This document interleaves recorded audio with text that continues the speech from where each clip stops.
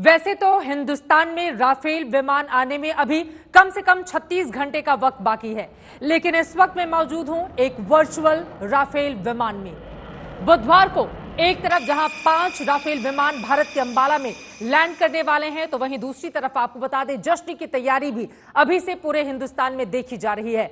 अलग अलग शहरों से जिस तरह की तस्वीरें आ रही हैं या फिर सोशल मीडिया पर आप जाइए, जितने बेचैन हैं लोग इस राफेल विमान का स्वागत करने के लिए, वो अपने आप में अभूतपूर्व है। जिस राफेल विमान में मैं मौजूद हूं, आपको बता दें हथियारों की वजह से ये बेहद खतरनाक भी है। इस विमान की खरीद को लेकर देश में सियासी घमासान भी मचा, लेकिन ऐसे समय में ये भारत की सीमा में दाखिल हो रहा है जब चीन और पाकिस्तान जैसे दुश्मनों के खिलाफ इसकी जरूरत सबसे ज्यादा है। इसी वजह से हिंदुस्तान तैयार है राफेल के गृह प्रवेश के लिए।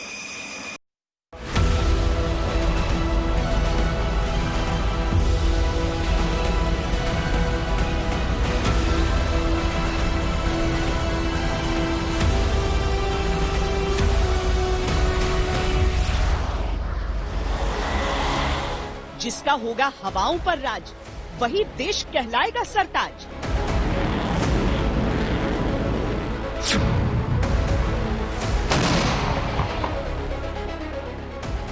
और एक स्वर उठ रहा है, राफेल की कमी आज देश ने महसूस की है।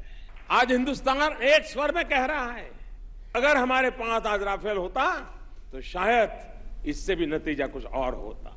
लेकिन अब कोई भारत को आंख दिखाने का साहस नहीं कर सकता।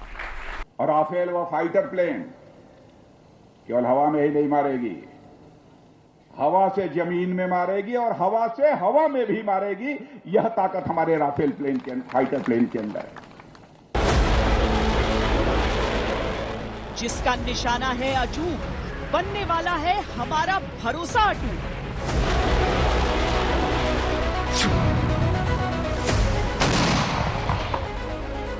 अगर रफाल होता उस समय, तो क्या 27 तारीख को पाकिस्तान का रिस्पांस अलग होता?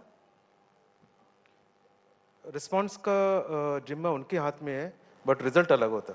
Rafale is giving you a tremendous capability jump, and it is superior to all the aircraft in the inventory of both our adversaries. Rafale comes in, it will ensure that our deterrence of our air defense will increase manyfold, and they will not come anywhere near our line of control or the border with that kind of a capability that we will possess.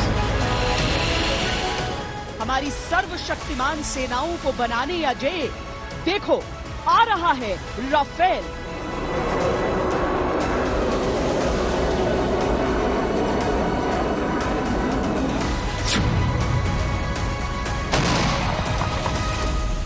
Rafale आने से ये बहुत बड़ा संदेश जाएगा चीन और पाकिस्तान को कि वर्ल्ड का सबसे बेस्ट फाइटर जेट अब हिंदुस्तान के आर्मरी में है, और हिंदुस्तान की फौज, एयरफोर्स 2 फ्रंट सिनेरियो पे लड़ने की क्षमता रखती है।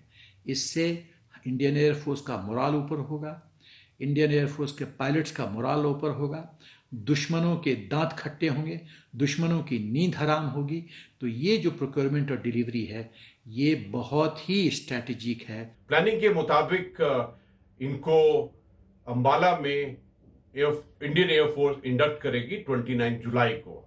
जो एयर क्रू है उन्होंने अपना कॉम्प्रिहेंसिव ट्रेनिंग पूरा कर लिया है और साथ में एडवांस वेपन सिस्टम्स के साथ भी पूर्ण रूप से तैयार है।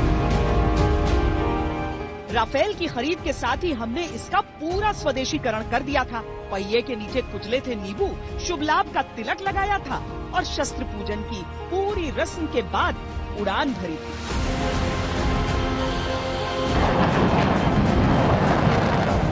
राफेल के कारण निश्चित रूप से हमारे एयरफोर्स की एक कम्बैट कैपेबिलिटी में इजाफा हुआ है, ये बहुत बड़ी वृद्धि हुई है।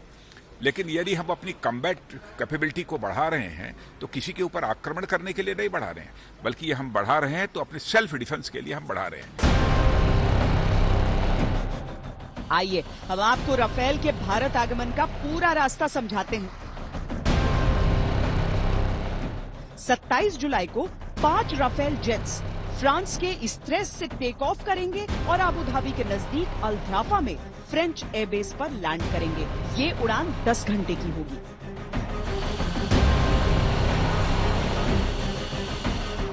फ्रांस अपने 2 एयरबस मिड एयर रिफ्यूलर्स इनके साथ अबू धाबी तक भेजेगा, क्योंकि 10 घंटे की उड़ान में ईंधन की आवश्यकता हो। राफेल में हवा में ही ईंधन भरने का इंतजाम होता है।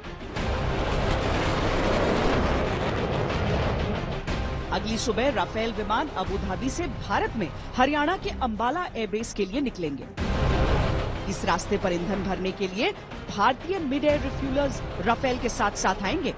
इसकी पूरी ट्रेनिंग फ्रांस ने दी है। राफेल को भारतीय पायलट उड़ाकर लाएंगे।